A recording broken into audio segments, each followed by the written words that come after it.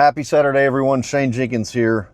As we approach the 5-year anniversary of the Afghanistan withdrawal, I want to walk you through the timeline as a reminder of how quickly 20 years of war came crashing to an end, and of the human beings who paid the price. February 29th, 2020, the United States signs the Doha Agreement with the Taliban, establishing a path toward the withdrawal of American forces from Afghanistan.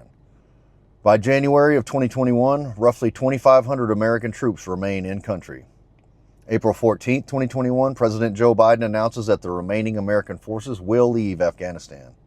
The original September deadline is eventually moved up to August 31st. July 2021, American forces leave Bagram Airfield, the installation that had been the backbone of U.S. military operations in Afghanistan for nearly 2 decades. Then August comes and Afghanistan begins falling apart at a speed that shocks the whole world. August 6th, the Taliban captures its first provincial capital. One after another, cities fall. Afghan security forces collapse. The Taliban advances across the country. August 15th, Kabul falls. Afghanistan President Ashraf Ghani flees the country. The Taliban enters the capital. The United States rushes thousands of troops back into Afghanistan, not to restart the war, but to secure the Hamid Karzai International Airport and evacuate Americans, allies, and Afghans desperately trying to escape the Taliban. And then the world sees the images. Thousands of people surrounding the airport, families holding children above crowds, people clinging to aircraft, Marines and soldiers standing at gates surrounded by desperate human beings while knowing there were credible terrorist threats against them. For days, American service members worked those gates. They searched people, they lifted babies, dead and alive, over those walls. They handed out water. They tried to bring order to absolute chaos. And then came August 26, 2021. Abbey Gate. An ISIS-K suicide bomber detonated an explosive in the crowd outside the Hamid Karzai International Airport. 13 American service members never came home alive.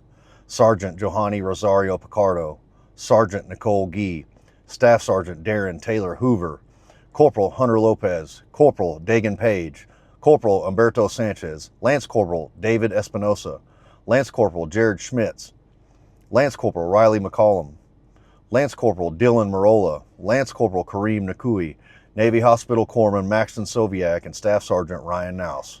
13 names, 13 families' lives who were divided forever into everything that happened before August 26 and everything that came after. 4 days later on August 30th, the final American military aircraft lifted off from Kabul. After nearly 20 years of war, America's military presence in Afghanistan was over. But for the men and women who served there, for the family who's buried someone because of that war, for the Abbey Gate families, and for the veterans who came home carrying Afghanistan with them, August 30th wasn't simply the end of a war, because wars don't always end when the last airplane leaves. Sometimes they follow people home. Whatever your politics are, remember the human cost. Remember the wounded. Remember our veterans still carrying what happened there. Remember the families, and above all, remember the 13.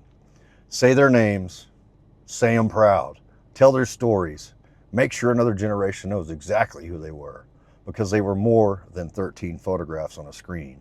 They were sons and daughters, brothers and sisters, husbands, fathers, friends, Marines, a sailor, and a soldier. They were Americans, and they should never be forgotten. God bless you all. Shane Jenkins, out.